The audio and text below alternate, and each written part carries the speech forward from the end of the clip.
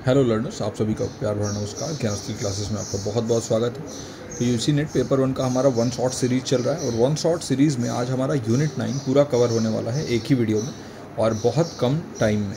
तो इन सीरीज़ के माध्यम से हमारा बस एक ही टारगेट है कि कम से कम समय में आपका ज़्यादा से ज़्यादा रिवीजन हो सके। बहुत ज़्यादा इन डेप्थ नॉलेज देने की कोशिश नहीं है और जो भी हमारे कोर्सेज़ में एनरोल्ड थे स्टूडेंट्स, जो भी लर्नर्स एनरोल्ड थे, उन्होंने देखा है कि कैसे हमने अपने कोर्स को कंप्लीट कराया है बिल्कुल ही टाइम लिमिट के अंदर। और इसके साथ साथ हमने रिवीजन क्लासेस चलाई हैं और इसके बाद ये वन शॉट सीरीज़ हमारा चल रहा है। टेस्ट सीरीज़ भी लगातार चल रहे हैं। तो बहुत ही जिम्मेदारी से अपने काम को करते हुए हम आगे बढ़ते हैं। हमारा इस सीरीज़ से एक ही मोटिव है कि हम रिवाइज कर सकें, आपके डाउट्स को रिजॉल्व कर सकें और आपको मोटिवेट करें कि आप प्रैक्टिस कर सको ज़्यादा से ज़्यादा क्वेश्चन। अब आपके पास बहुत कम समय बचा है, 3 दिन का समय है और इन 3 दिनों में आपको कम समय में ज़्यादा से ज़्यादा रिवीजन करना है और इसमें आपको हेल्प करेगा वन शॉट सीरीज़। और वन शॉट सीरीज एक बार पूरा आप देख लोगे तो बिल्कुल ही आपका जो है एक रिवीजन अच्छे तौर पे हो जाएगा मोटा मोटी, क्योंकि ओवरव्यू ही चाहिए आपको रिवीजन के लिए। बाकी ज़्यादा टाइम वेस्ट ना करते हुए स्टार्ट करते हैं आज के इस वन शॉट वीडियो को। So welcome to the class everyone and today's unit is unit 9 people development and environment होने वाला है आज हमारा ये यूनिट। और इस यूनिट में हम मोटे तौर पे सभी जितने पॉलिसीज़ हमारे फॉर्म हुए एनवायरनमेंट को लेके, कौन कौन से पॉल्यूटेंट्स हैं, जैसे कौन कौन से पॉल्यूशन किस टाइप का होता है, उसके लिए कौन कौन से मेन पॉल्यूटेंट्स जिम्मेदार हैं, उनको देखेंगे। कौन से कन्वेंशन हुए, कौन से जो है वो पॉलिसीज़ फॉर्म हुए, इसके बाद से कौन से गोल्स जो है वो दिए गए, कितने गोल्स अचीव हुए, क्या हुए, ये सारी चीज़ें मोटे तौर पे देखेंगे। तो स्टार्ट करते हैं। सबसे पहले हम देखते हैं डेवलपमेंट एंड एनवायरनमेंट में मिलेनियम डेवलपमेंट गोल्स बहुत इंपॉर्टेंट है आपके लिए। MDG और SDG, इनसे क्वेश्चंस जो है ना आते ही हैं। मिलेनियम डेवलपमेंट गोल्स को अडॉप्ट किया गया था 2000 में, यानी ईयर 2000 में, और इनका टारगेट दिया गया था 2015 का, यानी ये 15 साल के लिए 15 ईयर्स के लिए जो है ये गोल्स दिए गए थे कि 15 ईयर्स में इनको अचीव करना था। और आपके पास जो है ना, अगर हम देखें तो मिलेनियम डेवलपमेंट गोल्स कितने थे, 8 गोल्स है ना। तो टोटल अगर हम मिलेनियम डेवलपमेंट गोल्स के बारे में बात करें तो 8 गोल्स थे। और यहाँ पर मैंने 8 गोल्स मेंशन नहीं किए, लेकिन मुझे याद है तो मैं आपको एक बार बताता हूँ। देखिए, पहला गोल है एक्सट्रीम पॉवर्टी और हंगर को, यानी कि गरीबी और भुखमरी को इरेडिकेट करना। फर्स्ट गोल है eradicate extreme poverty and hunger. तो पॉवर्टी एंड हंगर से रिलेटेड है फर्स्ट गोल। सेकेंड गोल है यूनिवर्सल प्राइमरी एजुकेशन को अचीव करना। तो यूनिवर्सल प्राइमरी एजुकेशन को अचीव करना। थर्ड गोल है आपका जेंडर इक्वालिटी को प्रमोट करना और वुमेन को एम्पावर करना। तो gender equality and empowerment of women, empowering the women. चौथा गोल आपका है चाइल्ड मोर्टेलिटी को रिड्यूस करना। चाइल्ड मोर्टेलिटी मतलब जो बाल मृत्यु दर है उसको कम करना, पैदा होते समय जो ये प्रॉब्लम्स आते थे। फिर पांचवा गोल इसी से रिलेटेड है कि मैटरनल हेल्थ को इम्प्रूव करना, यानी कि जो नई माएँ हैं, जो नई माँ बन रही हैं, जितनी भी वुमेन हैं, उनको हम बेहतर हेल्थ बेनिफिट्स दे सकें, अच्छा सुविधा प्रदान कर सकें ताकि किसी भी तरीके का उनको कॉम्प्लिकेशन ना आए। छठा गोल है कॉम्बैट करना, बचाव करना HIV से और एड्स से। एक्वायर इम्यूनो डिफिशिएंसी सिंड्रोम होता है, एड्स एक ऑटो इम्यून डिजीज़ है, उससे मलेरिया और दूसरे डिजीज़ से कॉम्बैट करना। सातवां गोल इन्वायरमेंटल सस्टेनेबिलिटी मेंटेन करना, इन्वायरमेंटल सस्टेनेबिलिटी मेंटेन करना। और आठवां गोल है एक ग्लोबल पार्टनरशिप डेवलपमेंट के लिए, है ना, ग्लोबल पार्टनरशिप फॉर डेवलपमेंट। तो ये जो है आपके पास 8 गोल्स हो गया। फिर आपके पास सस्टेनेबल डेवलपमेंट गोल आए। जब ये गोल्स मिलेनियम डेवलपमेंट गोल का टारगेट जब ख़त्म हुआ 2015 में, तो इसी समय सस्टेनेबल डेवलपमेंट गोल्स को लाया गया और इनको ग्लोबल गोल्स के नाम से भी जाना गया, जो कि अडॉप्ट किया गया था कहाँ पे, तो यहाँ पर लिखा नहीं है, यूनाइटेड नेशंस UN में इसको अडॉप्ट किया गया था। और एक यूनिवर्सल कॉल था गरीबी को ख़त्म करना, अपने प्लैनेट को प्रोटेक्ट करने के लिए, और जितने भी लोग हैं ना वो पीस और प्रॉस्पेरिटी जो है वो एंजॉय कर सकें 2030 तक। तो इसका टारगेट था 2030 तक, तो ये भी 15 साल के लिए आया। कुल मिला के 17, याद रखिए 17 सस्टेनेबल डेवलपमेंट गोल्स दिए गए हैं। 8 मिलेनियम डेवलपमेंट गोल्स थे, 17 सस्टेनेबल डेवलपमेंट गोल। और इन 17 गोल्स के अंदर जो है ना 169 टारगेट इनके अंदर होते हैं। तो टारगेट 169 थे और 232 इंडिकेटर थे। प्रोग्रेस को मेज़र करने के लिए 232 इंडिकेटर्स थे। तो इतना आप याद रखिएगा, ये नंबर्स हैं कुछ। 17 गोल में सिंपल भाई, पहला गोल था नो पॉवर्टी, दूसरा जीरो हंगर, तीसरा गुड हेल्थ एंड वेलबींग, चौथा क्वालिटी एजुकेशन, पांचवा जेंडर इक्वालिटी, छठा क्लीन वाटर एंड सैनिटेशन, सातवां अफोर्डेबल एंड क्लीन एनर्जी, आठवां decent work and economic growth, नौवां industry innovation and infrastructure, triple के बारे में बात हुआ, 10वां रिड्यूस्ड इनइक्वालिटी, 11वां गोल था सस्टेनेबल सिटीज़ एंड कम्युनिटीज़, 12वां था रिस्पॉन्सिबल कंजम्पशन एंड प्रोडक्शन, 13वां गोल था क्लाइमेट एक्शन, 14वां लाइफ बिलो वाटर, 15वां गोल था लाइफ ऑन लैंड, 16वां गोल था peace and justice strong institutions और 17वां गोल था partnerships to achieve the goal, है ना। तो ये जो है आपके पास 17 गोल दिए गए थे। और देखिए याद करने का तो ऐसा कोई ये नहीं है, आप जो है अपना कुछ निमोनिक बना के इसको याद कर सकते हो, है ना। तो ये मिलेनियम डेवलपमेंट गोल और सस्टेनेबल डेवलपमेंट गोल को लाया गया था और मेजरली इनका यही टारगेट था कि कैसे भी करके गरीबी और भुखमरी को कम किया जाए, हेल्थ और वेल बींग को प्रमोट किया जाए, क्वालिटी एजुकेशन को प्रमोट किया जाए, जेंडर इक्वालिटी के बारे में बात किया गया, साफ़ यानी स्वच्छ पानी और स्वच्छता के बारे में बात किया जाए, और आपके पास जो है क्लीन एनर्जी के बारे में और वो अफोर्ड कर सको आप, उसके बारे में बात। क्लीन एनर्जी क्या हो गया, जैसे रिन्यूएबल एनर्जी जो होता है, जैसे सोलर एनर्जी हो गया, विंड एनर्जी हो गया, इनके बारे में बात किया जाए। फिर एक सबके पास ऐसा काम हो जो डिसेंट हो, ऐसा ना हो कि कोई जो है जैसे पहले क्या होता था कि रिक्शा पुलिंग होता था, तो जो फिजिकल एक आदमी जो है कुछ लोगों को बैठा कर रिक्शा चलाते थे खुद, फिर कुछ जैसे मैन मेड जो भी ये नालियाँ साफ़ होती थी, है ना। तो ये सारी चीज़ें ना हो, एक डिसेंट वर्क हो सबके पास और इकोनॉमिक ग्रोथ भी हो, इंडस्ट्री अच्छा करे, इनोवेट हो, इंफ्रास्ट्रक्चर डेवलप हो, इनइक्वालिटी ख़त्म हो, इस बारे में बात किया गया। फिर कहीं ना कहीं क्लाइमेट एक्शन के बारे में, पानी के बारे में कि जो जीव पानी में रहते हैं उनके बारे में, जो जीव लैंड पे रहते हैं उनके बारे में, और ओवरऑल पीस, जस्टिस, प्रॉस्पेरिटी के बारे में जो है ना बात किया गया इन गोल्स में। अब हम आ जाते हैं ह्यूमन एंड इन्वायरमेंट इंटरेक्शन। तो जहाँ भी मनुष्य का और पर्यावरण का इंटरेक्शन होगा आपस में, वहाँ पर कुछ ना कुछ जो है वो प्रॉब्लम्स भी क्रिएट होते हैं। तो देखिए मानव जनित गतिविधियाँ और पर्यावरण पर उनके प्रभाव क्या क्या हैं, इनको हम देखते हैं। सबसे पहला है औद्योगिकरण यानी इंडस्ट्रियलाइजेशन। तो देखिए ये कह रहा है कि जो भी मुख्य रूप से औद्योगिक क्रांति के बाद यानी 18वीं शताब्दी के अंत में जो है इंडस्ट्रियलाइजेशन हुआ, और तब से जो है इन्वायरमेंट बहुत ज़्यादा इम्पैक्ट हुआ। जितनी ज़्यादा इंडस्ट्रीज सेट हुए उतना ज़्यादा पॉल्यूटेंट्स जो है वो हवा में गए, उतने पेड़ को काटा गया, उतनी पॉल्यूटेंट्स जो है वो पानी में मिले, उससे ग्राउंड वाटर भी डिप्लीट हुआ, उससे जो नदी तंत्र था, जो जल तंत्र था वो भी पूरा ख़राब हुआ। तो ये सारी चीज़ें हुई।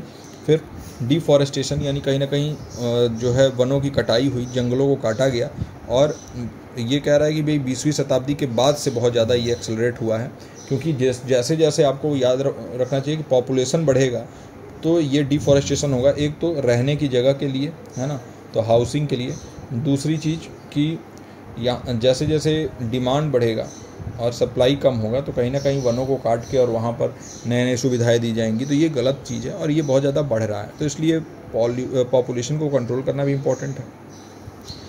यहाँ शहरीकरण के बारे में बात की गई कि देखिए बहुत ज़्यादा ग्रोथ हो रहा है शहरों में, है ना, शहर बढ़ रहे हैं और गाँव से लोग पलायन कर रहे हैं शहरों की तरफ, और इससे भी बहुत ज़्यादा इफ़ेक्ट पड़ रहा है इन्वायरमेंट पे, क्योंकि गाँव में भी सुविधाएं बढ़ रही हैं, लोग जो है एयर कंडीशन लगा रहे हैं और उससे भी गाँव का भी पर्यावरण ख़राब हो रहा है। फिर एग्रीकल्चर, तो देखिए बहुत ज़्यादा ग्रीन रेवोल्यूशन जब मिड 20वीं सेंचुरी के बाद आया तो इसके बाद से क्या हुआ, बहुत ज़्यादा जो है ना इंटेंस एग्रीकल्चर प्रैक्टिसेस होने लगी। वहाँ पर बहुत ज़्यादा जो है वो पेस्टिसाइड्स और फर्टिलाइजर्स का यूज़ होने लगा, जिससे कि सॉइल की क्वालिटी ख़राब हुई, और जो भी एग्रीकल्चरल रन ऑफ होता है ना, जो भी पानी जो आप चलाते हैं और उसमें जो है अगर कुछ खाद वगैरह यूज़ होता है और वो पानी बह के जो है कहीं नदी में या फिर ग्राउंड में चला जाता है, तो उससे भी बहुत ख़तरनाक केमिकल्स जो है वो ड्रिंकिंग वाटर में मिल जाती हैं और वो कहीं ना कहीं बीमारियों का कारण बनते हैं। तो ये सारे जो है ना ह्यूमन और इन्वायरमेंट इंटरेक्शन की वजह से होने वाली कुछ प्रॉब्लम्स। और इसके बाद इन्वायरमेंटल इशूज़ देखें, स्टार्ट करते हैं वायु प्रदूषण से। तो देखिए एयर पोल्यूशन के लिए बहुत सारे अलग अलग गैसेस, अलग अलग जो है केमिकल्स जो है ना वो कहीं ना कहीं जिम्मेदार होते हैं, और वहाँ पर बात आता है तो सबसे पहले आएगा पार्टिकुलेट मैटर के बारे में। तो देखिए ये PM 2.5 और PM 10 बहुत कॉमन है, और इनके वजह से आप जो ह्यूमंस हैं इनके फेफड़ों में प्रॉब्लम आती है, कहीं ना कहीं इनके विज़न में प्रॉब्लम आता है। और आपने बहुत सुना होगा दिल्ली के स्मॉग के बारे में। और स्मॉग का मतलब क्या है? स्मोक प्लस फॉग से स्मॉग बनता है। और दिल्ली के एयर में जो सबसे ज़्यादा पाया जाता है वो PM 2.5 जो है वो होता है, और इस वजह से वहाँ बहुत ज़्यादा जो है तकलीफ़ होता है लोगों को सांस लेने में। और ये तो पार्टिकुलेट मैटर होता है, बहुत जो है फाइन पार्टिकल्स होते हैं वो। और इसके बाद से सल्फ़र डाइऑक्साइड होता है, इससे भी ये भी बहुत कॉमन एयर पोल्यूटेंट है। नाइट्रोजन ऑक्साइड है और कार्बन मोनोऑक्साइड है। वोलेटाइल ऑर्गेनिक कंपाउंड्स होते हैं, बहुत सारे ऐसे ऑर्गेनिक कंपाउंड हैं जो कि तुरंत ही एयर के साथ मिलने से बहुत ज़्यादा रिएक्ट करके और बहुत ख़तरनाक जो है केमिकल्स में क्रिएट हो जाते हैं। फिर ग्राउंड लेवल ओजोन, जो ओजोन होता है, जो हम माना जाता है कि हमारे लिए बहुत अच्छा है और ओजोन को हमें बचाना रहता है, लेकिन अगर वही ओजोन ग्राउंड पे क्रिएट होने लगे तो वो बहुत ज़्यादा जो है ना वो हार्मफुल होता है। तो इसलिए ग्राउंड लेवल ओजोन भी एक एयर पोल्यूशन का कारण बनता है। और इनसे होने वाले कुछ जो है डिजीज़ेज़, जैसे आपके पास श्वसन रोग यानी रेस्पिरेटरी डिजीज़ेज़ कहीं ना कहीं आपको इनसे देखने को मिल सकती हैं एयर पोल्यूशन से। फिर हृदय से संबंधित यानी कार्डियोवास्कुलर डिजीज़ेज़ हो सकती हैं, क्योंकि लगातार आप पोल्यूशन जो है ना वो इनहेल कर रहे हैं। ग्लोबल वार्मिंग तो पोल्यूशन से बढ़ता ही है, तो कहीं ना कहीं पृथ्वी हमारी गर्म हो रही है। आप देख रहे हो ज़्यादा से ज़्यादा आजकल समर जो है वो बहुत लंबा चलता है और विंटर बहुत कम चलता है। ऐसा क्यों हो रहा है? ग्लोबल वार्मिंग बढ़ रहा है। और अम्ल वर्षा यानी एसिड रेन होता है, और मोस्टली एसिड रेन का कारण होता है सल्फ़र डाइऑक्साइड। तो ये जो है ना कहीं ये वायु प्रदूषण के कुछ ना कुछ इम्पैक्ट, उनके प्रभाव अगर हम देखें तो वो हैं। वही अगर बात करें हम जल प्रदूषण की यानी कि वाटर पोल्यूशन की, तो ये कुछ कॉमन पोल्यूटेंट्स हैं जैसे नाइट्रेट, फॉस्फेट, हैवी मेटल है जैसे लेड, मरकरी, कैडमियम। फिर पैथोजेंस हैं जैसे बैक्टीरिया और वायरसेस, और केमिकल्स हैं जैसे पेस्टिसाइड जो हमने बात किया, कीटनाशक। फिर इंडस्ट्रियल सॉल्वेंट्स जो औद्योगिक सॉल्वेंट्स हैं, जो एग्रीकल्चरल रनऑफ्स हैं, ये सारे जो है ना कॉमन पोल्यूटेंट्स हैं जिनके वजह से बहुत सारी जो है वो पोल्यूशन पानी में फैल जाता है। और वो पानी जो है वो कहीं ना कहीं ड्रिंकिंग के लिए यूज हो सकता है, या फिर पानी में रहने वाले जीवों को नुकसान हो सकता है इससे। और इनके इम्पैक्ट यही है कि जो जल जनित रोग हैं, जो वाटर बॉर्न डिजीज़ हैं, जैसे हम देखें टाइफॉइड, ये वाटर बॉर्न डिजीज़ है। डायरिया हो जाता है। फिर आपके पास लीवर में समस्याएं होती हैं, बिलिरुबिन लेवल जो है वो आपका कम ज़्यादा हो सकता है। फिर जो इकोसिस्टम आपका अलग डैमेज होता है वो तो है ही, है ना, तो यानी पारिस्थितिकी तंत्र को भी डैमेज होता है। फिर यूट्रोफिकेशन, आपको मालूम ही है यूट्रोफिकेशन में क्या होता है, बहुत ज़्यादा एक्सेस ऑफ जहाँ पे न्यूट्रिएंट्स हो जाते हैं पानी में, बहुत ज़्यादा जो है ना वो न्यूट्रिएंट्स हो जाते हैं, और इतने न्यूट्रिएंट्स हो जाएंगे कि पानी में जो है ना वो जो शैवाल होता है, जिसे हम कहते हैं काई या शैवाल, जिसे अमीबा भी बोलते हैं, तो उस टाइप का जो है ना बहुत बड़े बड़े प्लांट्स उगने लगते हैं, जिससे पानी का ऑक्सीजन लेवल पूरा डाउन हो जाता है और उसके अंदर रहने वाले जीव जो है ना वो कहीं ना कहीं उनका खात्मा हो जाता है। तो ये यूट्रोफिकेशन का भी कारण जो है ना यही है, जो पोल्यूटेंट्स हैं।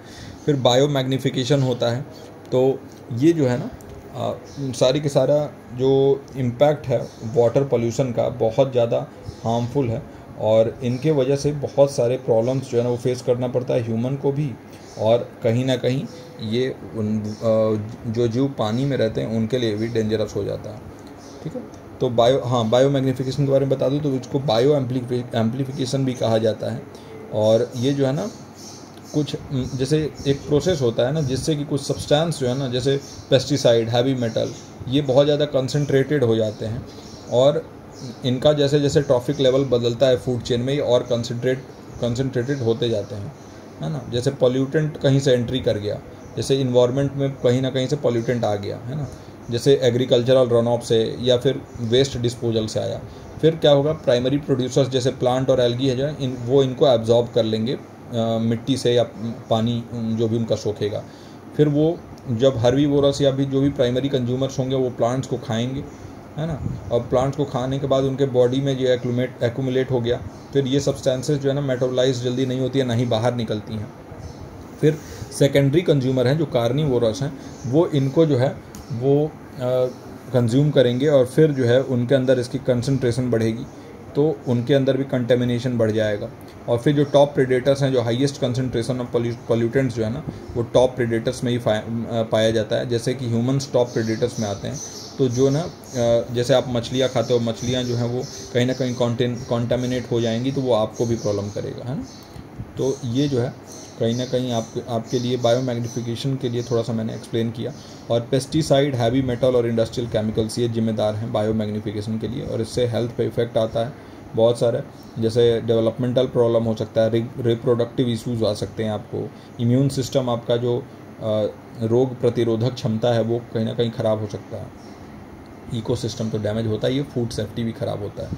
जैसे कई बार ऐसा देखा जाता है जो मछलियाँ होती हैं ना, इनमें मरकरी पाया जाता है, और वो मरकरी ऐसे ही बायोमैग्निफिकेशन के जरिए ही उनके अंदर एक्युमुलेट हुआ है ना। तो वो मरकरी जो है वो पानी से एब्जॉर्ब कर लेती हैं, और फिर वो जो खाते हैं जो भी उनके अंदर मरकरी लेवल बढ़ जाएगा। फिर वही DDT जो बर्ड्स में भी हो जाता है, कुछ लोग बर्ड्स खाएंगे उनके अंदर हो जाएगा। तो ये सारी चीज़ें हैं बायोमैग्निफिकेशन को लेके। फिर हम बात करें अगर मृदा प्रदूषण जो है यानी सॉयल पॉल्यूशन, तो इनके अंदर अगर कुछ कॉमन पॉल्यूटेंट्स देखें तो वही सॉयल में पेस्टिसाइड यानी कीटनाशक किसान यूज करते हैं। फिर हर्बिसाइड्स जो छोटे मोटे जो पौधे उग जाते हैं जो कि डिस्टर्ब करते हैं प्लांटेशन को, तो उसको ख़त्म करने के लिए हर्बिसाइड यूज किया जाता है, शाकनाशी। फिर हैवी मेटल्स जो आ जाते हैं पानी के थ्रू, फिर पेट्रोलियम हाइड्रोकार्बन आ जाते हैं, इंडस्ट्रियल केमिकल्स आ जाते हैं, और ये सारे सॉयल में जो है एब्जॉर्ब होते हैं, और सॉयल फर्टिलिटी इससे कम होती है, मिट्टी की उर्वरता कम होती है, और दिन ब दिन आपको खाद का मात्रा आपको बढ़ाना पड़ता है। इसीलिए बीच बीच में क्या करना चाहिए ना कि अपने खेत में कहीं ना कहीं आपको ऑर्गेनिक जो खाद होता है, या जैसे कि जो भी काऊ हैं या फिर बफलो है, उनसे रिलेटेड जो भी खाद होती है ना, उसको आपको जो है ले जाके और खेत में वहाँ पर डालना होता है। फिर कॉन्टेमिनेशन ऑफ फूड क्रॉप्स, ये जो है खाद्य फसलों का संदूषण होता है, और जो कॉन्टेमिनेट हो जाते हैं, जो भी फूड क्रॉप्स उगाया जाता है, अगर वो कॉन्टेमिनेट होते हैं तो उसका कारण एकमात्र सॉयल पॉल्यूशन होता है ना। इसके बाद स्वास्थ्य संबंधी हेल्थ हजार्ड्स, जो भी खतरे होते हैं स्वास्थ्य संबंधी, वो तो होते ही हैं सॉयल पॉल्यूशन के। तो जैसे आपने ये बहुत सारे पेस्टिसाइड वगैरह यहाँ पे डाला, और वो प्लांट्स जो भी उगे वो भी तो फिर केमिकल बेस्ड ही उगे, और वो जो भी केमिकल्स उनमें एक्यूमुलेट हुए वो ह्यूमंस कंज्यूम करेंगे, तो उनके अंदर भी एक्यूमुलेट होगा, तो कहीं ना कहीं वो सॉयल पॉल्यूशन आपको प्रॉब्लम देने वाला है। बात करें नॉइज पोल्यूशन की, तो नाम से ही पता चलता है ये ध्वनि प्रदूषण के बारे में। देखिए ट्रैफिक यानी यातायात से आने वाली जो आवाज़ है, फिर बहुत सारे औद्योगिक गतिविधियां चलती हैं, जो इंडस्ट्रियल ऑपरेशंस चलते हैं, उनके थ्रू जो आवाज़ें आती हैं, बहुत सारा देखिए आप शहरों में बहुत कंस्ट्रक्शन होता रहता है, तो उसमें कहीं टाइल्स कट रहा है तो कहीं पत्थर तोड़ा जा रहा है, तो वो सारी आवाज़ आती है। फिर एक शहर में एक अपना एक आवाज़ होता है, एक शोर होता है, वो सारी जो है ना नॉइज़ पोल्यूशन के सोर्सेज हैं जहाँ से नॉइज़ पोल्यूशन होता है। और इनका इम्पैक्ट ये हो सकता है कि आपको सुनने में कहीं ना कहीं क्षति, आपके सुनने की क्षमता की क्षति पहुंच सकती है उसको। फिर आपका स्ट्रेस बढ़ सकता है, लगातार इस आवाज़ को सुन के तनाव बढ़ जाएगा, और उनसे संबंधित बहुत सारी बीमारियां जैसे हाई BP हो जाएगा। फिर सोने में आपको प्रॉब्लम हो सकता है, स्लीप डिस्टर्बेंसेज आ सकता है, और जो आसपास के जानवर हैं उनको तो डिस्टर्बेंस होता ही है। और इसके साथ साथ बहुत ज़्यादा आप जो है ना चिड़चिड़ा फील कर सकते हैं, आपको बात करने में प्रॉब्लम हो सकता है, क्योंकि उस आवाज़ की वजह से ना आपको नॉर्मल चीज़ आप चिल्ला के बोलने लगते हो। तो वो सारी चीज़ें हैं जो नॉइज़ पोल्यूशन की वजह से ये सारी चीज़ होने लगती हैं। फिर एक बहुत इंपॉर्टेंट पॉइंट आता है वेस्ट मैनेजमेंट, यानी जो भी कचरा है ना उसका प्रबंधन करना बहुत इंपॉर्टेंट है। तो सबसे पहले तो सॉलिड वेस्ट जो होता है, यानी कि जो भी ठोस अपशिष्ट है, ठोस वेस्ट है, उसको जो है अच्छे से एक जगह आपको इकट्ठा करके और उसका अलग से जो उसको डिस्पोज किया जाता है। जैसे हाउस होल्ड गार्बेज, जो भी आपके घर से निकलने वाला घरेलू कचरा है, कंस्ट्रक्शन डेब्री, जो भी आप जब भी कहीं कंस्ट्रक्शन चल रहा है और वहाँ से निकलने वाला मलबा जो है वो, फिर इंडस्ट्रियल वेस्ट जो सॉलिड फॉर्म में आए, फॉर एग्जांपल जीन्स बन रहा है और उससे जो है छोटे छोटे कपड़ों के टुकड़े और ये सारी चीज़ें जो हैं वो निकल रही हैं, तो वो सारी चीज़ें सॉलिड वेस्ट में आ जाती हैं।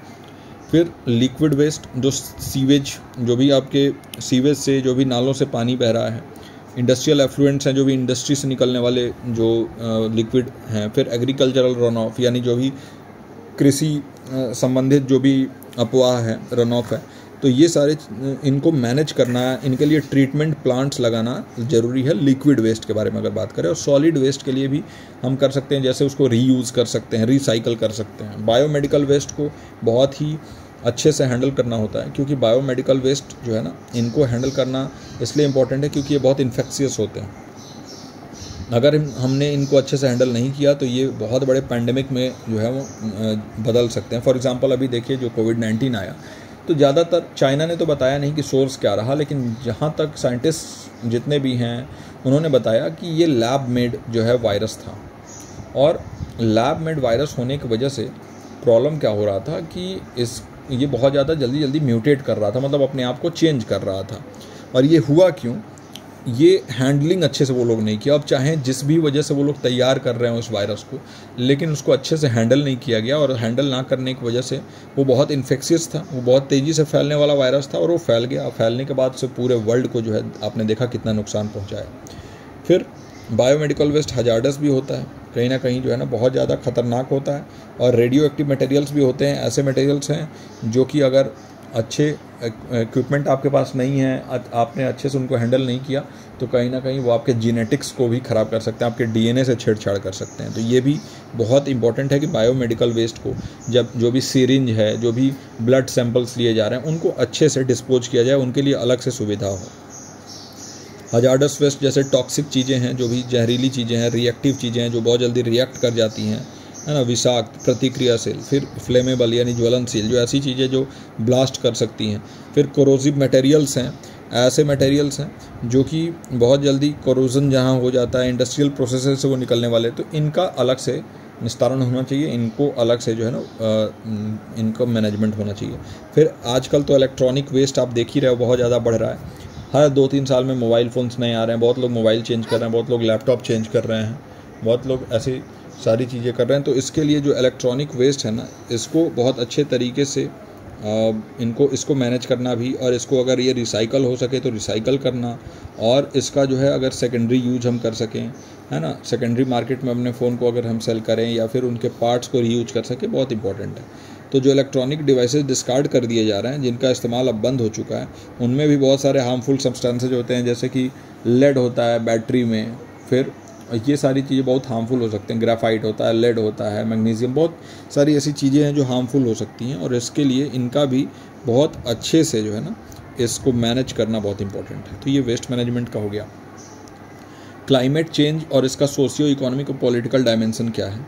तो देखिए, जो हमारा क्लाइमेट है वो बदल रहा है ना, जो हमारे आप देख रहे हो पूरा मौसम बदल रहा है, और ये क्लाइमेट चेंज का जो है वो कारण क्या है? तो इसके बहुत सारे कारण हैं, जैसे कि जो देश हैं वो डेवलप कर रही हैं, तो डेवलपिंग कंट्रीज़ में बहुत ज़्यादा पोल्यूशन होता है। दूसरी चीज़ें हैं कि सस्टेनेबली जो है वो हम नहीं चल रहे हैं, सस्टेनेबल मैनेजमेंट नहीं कर रहे हैं चीज़ों का, हम बहुत ज़्यादा यूज़ कर रहे हैं, बहुत ज़्यादा एक्सप्लॉइट कर रहे हैं अपने जो भी हमारे पास रिसोर्सेज हैं उनको। तो इनका इम्पैक्ट ये है कि देखिए एक्सट्रीम वेदर इवेंट्स बढ़ जाएंगे, यानी ऐसी घटनाएं मौसम से रिलेटेड, जैसे लैंडस्लाइड हो गया, कहीं कहीं आपने देखा कि जैसे हम कहते हैं कि बादल फट गया, कहीं बहुत ज़्यादा एक्सेसिव बारिश हो गया, कहीं जो है वो बिल्कुल ही बारिश नहीं, बिल्कुल सूखा पड़ गया। तो ऐसे एक्सट्रीम वेदर इवेंट्स जो हैं वो इनकी फ्रीक्वेंसी, इनके होने की जो आवृत्ति है ना, कि बार बार ये होंगे अब, क्योंकि बहुत ज़्यादा जो है वो क्लाइमेट चेंज हो रहा है पॉल्यूशन की वजह से। फिर सी लेवल बढ़ेगा। सी लेवल राइज़ क्यों होगा? क्योंकि जो बर्फ़ है अंटार्कटिका पे और आर्कटिक में, वो बर्फ़ पिघल रहा है, जो ग्लेशियर्स हैं वो पिघल रहे हैं, ग्लेशियर पिघलेंगे तो सी लेवल, समुद्र का जो स्तर है वो कहीं ना कहीं बढ़ेगा। फिर धीरे धीरे करके जो जैव विविधता है ना, वो उसको भी हानि पहुंच रहा है, और बहुत सारे जीव जो हैं वो एक्सटिंक्ट हो रहे हैं, बिल्कुल विलुप्त हो रहे हैं। बहुत सारे लोग जो हैं वो बहुत मॉडर्न हो गए हैं। आजकल आप देखोगे तो हर जगह लोग ऐसे आप देखोगे कोई किसी ने विंडो बना रखा है, विंडो के ऊपर ऐसे कांटे लगा देते हैं लोग, हाँ, कांटे लगा देते हैं कि यहाँ पर कोई पक्षी आके ना बैठे। अब बताओ ये कहाँ का एक जो है, क्या ये ह्यूमन है? किसी भी तरीके से जो है मनुष्य के कारण, मनुष्य के द्वारा ऐसा किया जाना चाहिए? मान लीजिए कि उनको आप, एक तो उनका आपने जगह ले लिया है घर बना के, जहाँ पे पेड़ हुआ करता था, और अब ये कांटे लगा दोगे जहाँ वो बैठ नहीं सकते। यहाँ तक कि लोग अपने एसी में और ऐसी जो आउटडोर यूनिट होता है वहाँ भी कांटे ऐसे लगा दे रहे हैं। मैंने अभी रिसेंटली मैं दिल्ली गया था तो वहाँ ये बड़ा चलन मैंने देखा, है ना।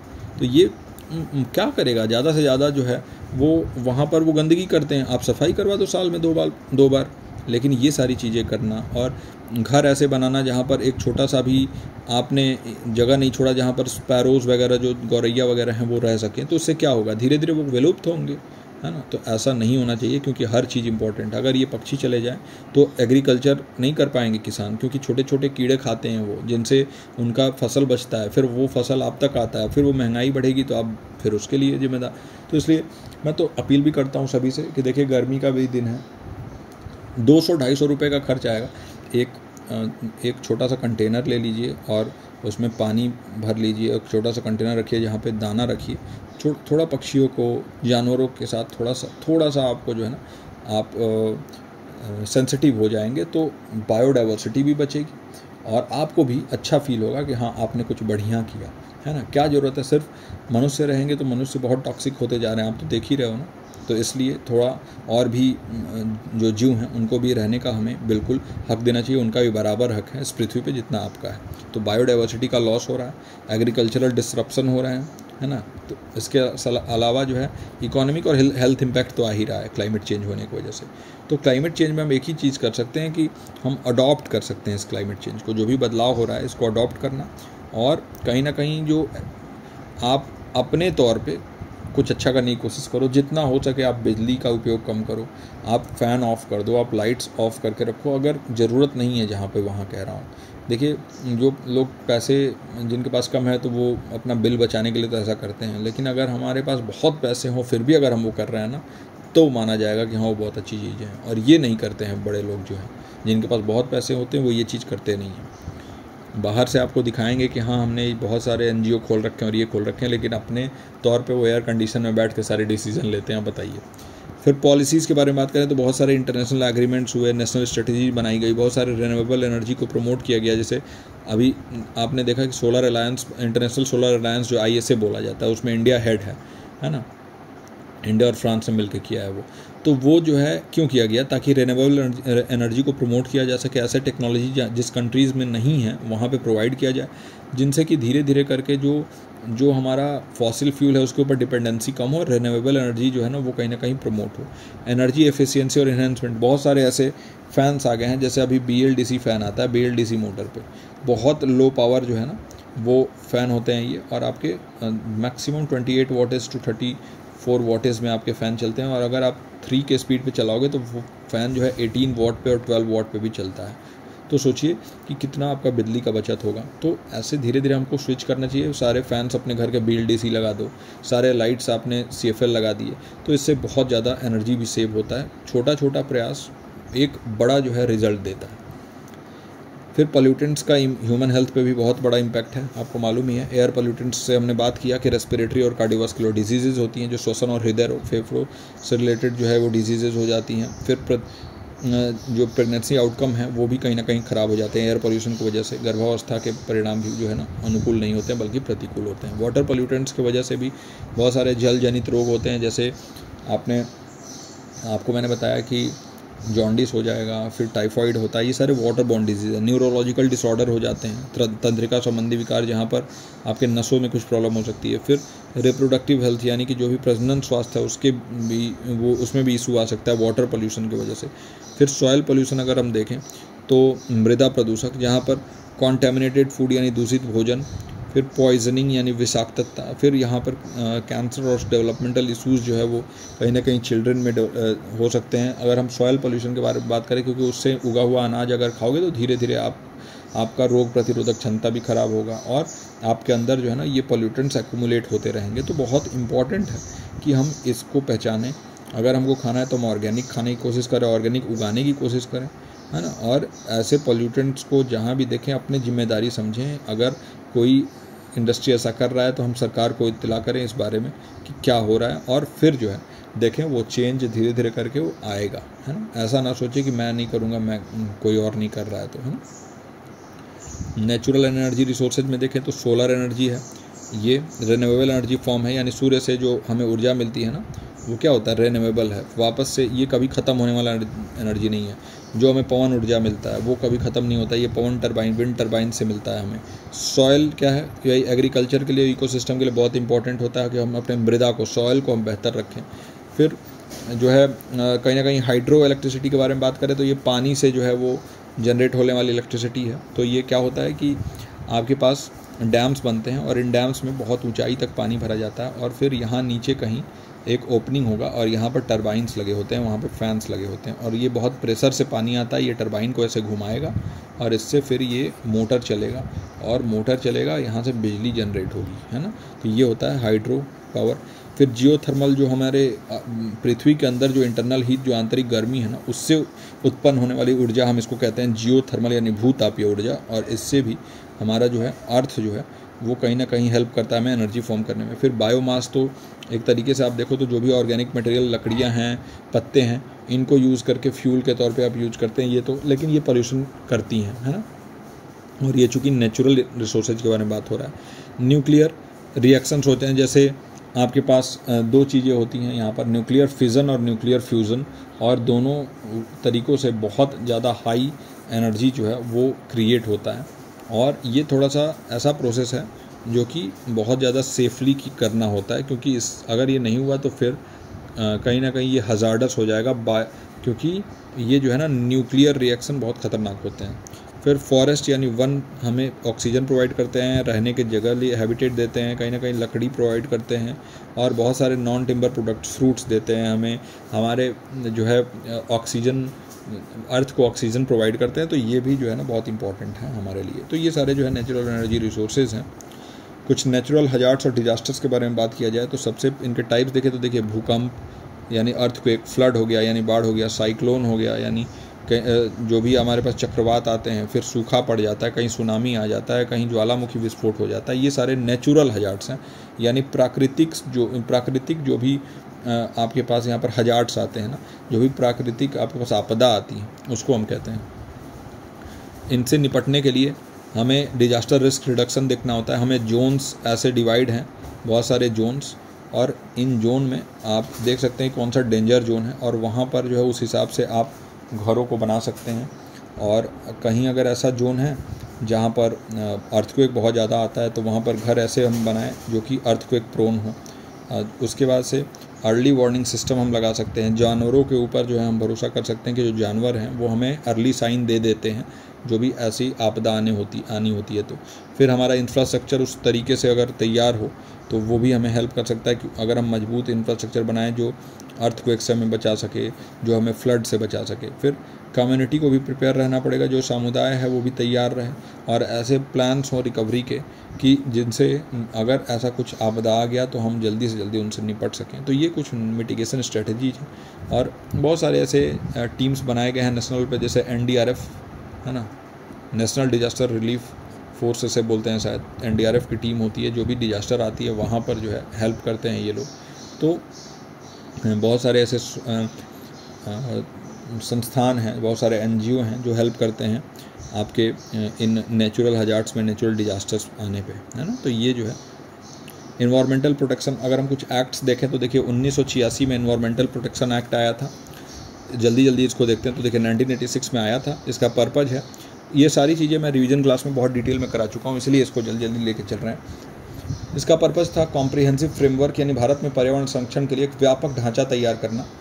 और इसका प्रोविज़न था, देखिए, इंडस्ट्रियल एक्टिविटीज़ को रेगुलेट करना, जो भी औद्योगिक गतिविधियाँ चल रही हैं इनके ऊपर जो है ना रेगुलेशन लाना। फिर जो भी हजार्डस सब्सटेंस हैं इनको कहीं ना कहीं जो है मैनेज करना।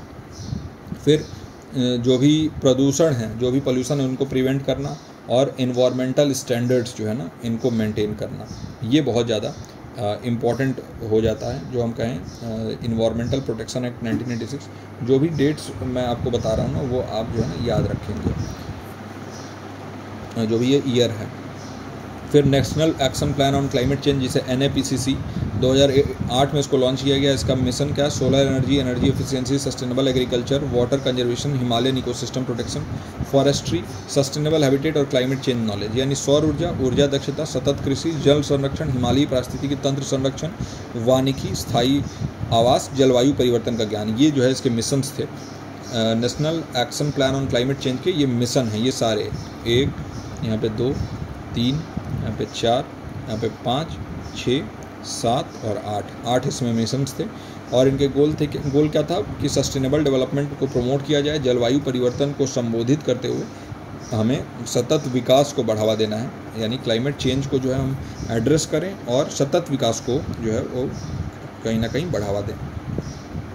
फिर इंटरनेशनल एग्रीमेंट्स एंड एफर्ट्स कुछ देख लेते हैं। जैसे मॉन्ट्रियल प्रोटोकॉल को 1987 में अडॉप्ट किया गया और इसका ऑब्जेक्टिव था कि ओजोन डिप्लेटिंग सब्सटेंस, जो भी ओजोन को नुकसान पहुंचाने वाले, क्षय पहुंचाने वाले पदार्थ हैं, उनको धीरे धीरे हम चरणबद्ध तरीके से फेज आउट करें, धीरे धीरे करके उनको हम उनका इस्तेमाल कम करें और ख़त्म करें। ओजोन के इस जो भी ओजोन परत में होल हो रहा था उसको हम रोक सकें, और ये बहुत सक्सेसफुल रहा क्लोरोफ्लोरोकार्बन्स को कम करने में और ओजोन लेयर को रिकवरी करने में। मॉन्ट्रियल प्रोटोकॉल्स का नाम है ओजोन से रिलेटेड। तो देखिए ओजोन, ON इसमें आ रहा है, तो इससे भी याद कर सकते हैं आप। फिर रियो समिट, जिसको अर्थ समिट बहुत फेमस है, ये 1992 में ये आया था। 1992 में रियो डी जेनेरो ब्राज़ील में हुआ था ये अर्थ समिट, और इसका आउटकम था एजेंडा 21। इसके अंदर आया रियो डिक्लेरेशन आया, कन्वेंशन ऑन बायोडाइवर्सिटी जो होता है वो इसके अंदर आया, framework convention on climate change FCCC, ये सारे जो है ना रियो समिट में ही आए हैं। और ये सारे आप जो है ना अलग से भी देख सकते हैं, agenda 21, Rio declaration, convention on biological diversity, framework convention on climate change, ये सारे अलग से भी आप एक बार देख सकते हैं। देखिए कन्वेंशन ऑन बायोलॉजिकल डाइवर्सिटी जो हम बात कर रहे थे, जिसे रियो समिट में ही अडॉप्ट किया गया था 1992 में। इसका गोल था जैव विविधता का संरक्षण और सतत उपयोग हो, सस्टेनेबल यूज़ हो, और जो जेनेटिक रिसोर्सेज बेनिफिट है, जो आनुवांशिक संसाधन है ना, उनके लाभ का उचित बंटवारा हो, सब में जो है बहुत अच्छे तरीके से बांटा जाए, फेयर शेयरिंग हो। फिर क्योटो प्रोटोकॉल 1997 में इसको अडॉप्ट किया गया और 2005 में जो है वो ये मतलब लागू हुआ है ना। तो अडॉप्ट किया गया 1997 लागू हुआ 2005 में। इसका टारगेट था एमिशन को रिडक्शन करना, डेवलप्ड कंट्री जो भी जो है विकसित देश हैं उनके लिए उत्सर्जन में कमी लाना। और मैकेनिज्म क्या था, एमिशन ट्रेडिंग यहाँ पर, यानी उत्सर्जन का व्यापार। अगर आप कम एमिशन कर रहे हो तो आपको जो है ना वो कहीं ना कहीं ज़्यादा बेनिफिट दिया जाता था। फिर क्लीन डेवलपमेंट मैकेनिज्म यानी स्वच्छ विकास तंत्र लाया गया यहाँ पर, और जॉइंट इम्प्लीमेंटेशन हुआ, संयुक्त तरीके से इसको लागू किया गया, जॉइंटली ये इम्प्लीमेंट हुआ। पेरिस एग्रीमेंट 2015 में पेरिस एग्रीमेंट आया, 2016 में जो है ये लागू हुआ। ऑब्जेक्टिव था कि ग्लोबल वार्मिंग को जो है हम 2 डिग्री के नीचे रखें प्री इंडस्ट्रियल लेवल से, और 1.5 डिग्री सेल्सियस इसका एम था, 2 डिग्री प्री इंडस्ट्रियल लेवल से नीचे हमें रखना था। कमिटमेंट था नेशनल डिटरमाइंड कंट्रीब्यूशन, यानी कहीं ना कहीं आपको नेशनली, आपको राष्ट्रीय तौर पे ये कंट्रीब्यूशन को डिटरमिन करना था। फिर जो क्लाइमेट पे इम्पैक्ट पड़ रहा है, जो जलवायु के ऊपर जो है इसका प्रभाव पड़ रहा है ना, उसको हमें बेहतर बनाना था, रेजिलियंस को बेहतर बनाना था, अडॉप्ट करना था हमें, इस क्लाइमेट चेंज को अडॉप्ट करना। इंटरनेशनल सोलर अलायंस 2015 में आया, और इसका पर्पज़ भी ये था कि भाई सोलर एनर्जी के यूज़ को प्रमोट करें। इसका हेडक्वार्टर गुड़गांव में है, याद रखिएगा, यानी गुरुग्राम अभी जो है। और एनर्जी सिक्योरिटी को इन्हेंस करना और क्लाइमेट चेंज को कॉम्बैट करना, है ना। क्लाइमेट चेंज को कॉम्बैट करना भी इसका एक लक्ष्य है कि जो भी हमारे जलवायु परिवर्तन हो रहा है, तो इससे हम इसका सामना हम कैसे करें, इसका भी एक जो है पर्पज़ था, कैसे हम उसको कॉम्बैट कर सकते हैं। और देखिए अगर हम एग्जैक्ट बात करें तो ये नवंबर 2015 में आया था, याद रखिएगा, नवंबर 2015 में, खासतौर पे अगर 30 नवंबर को आया था। और ये कब आया था, जब COP यानी COP21 हुआ था, UN climate change conference Paris France में। और इसके फाउंडिंग मेंबर कौन कौन से हैं, याद रखिएगा, इंडिया और फ्रांस ने मिल के इसको लाया है, international solar alliance. Solar energy को प्रमोट करना और इन्वेस्टमेंट को मोबिलाइज करना, जो भी कॉमन स्टैंडर्ड्स हैं उनको डेवलप करना, कैपेसिटी बिल्ड करना, और रिसर्च और डेवलपमेंट इनोवेशन पे काम करना, और ज़्यादा एफिशिएंसी बढ़ाना, जो है ये इसका लक्ष्य था। और इनिशिएटिव लिया गया, जैसे फाइनेंशियल एक्सेस दिया गया, जो भी कंट्रीज़ जो हैं जिनके पास उतनी सुविधा नहीं थी उनको सुविधा प्रदान किया गया, उनको टेक्नोलॉजी ट्रांसफ़र किया गया। फिर सोलर टेक्नोलॉजी के कॉस्ट को रिड्यूस किया गया, इंटरनेशनल कोऑपरेशन को बढ़ाया गया। तो ये जो है, और अभी के तौर पे देखें तो 121 कंट्रीज़ जो है ना वो मेंबर हैं इंटरनेशनल सोलर अलायंस, 121 कंट्रीज़ वो मेंबर हैं इंटरनेशनल सोलर अलायंस के। तो ये बिल्कुल याद रखिएगा। और जो है गवर्नेंस, अगर इसका हम देखें तो देखिए ये जो है एक मतलब एक डिसीजन मेकिंग बॉडी तो है ही, और इसमें बहुत सारे रिप्रेजेंटेटिव्स हैं मेंबर कंट्रीज़ के। और लोकेशन मैंने बताया आपको गुरुग्राम में है इसका, इंडिया में। और ये जो है ना काम किस चीज़ पे करता है कि भाई सोलर एप्लीकेशन एग्रीकल्चर यूज के लिए हो सके, यानी कि कृषि में भी उपयोग हो सोलर का।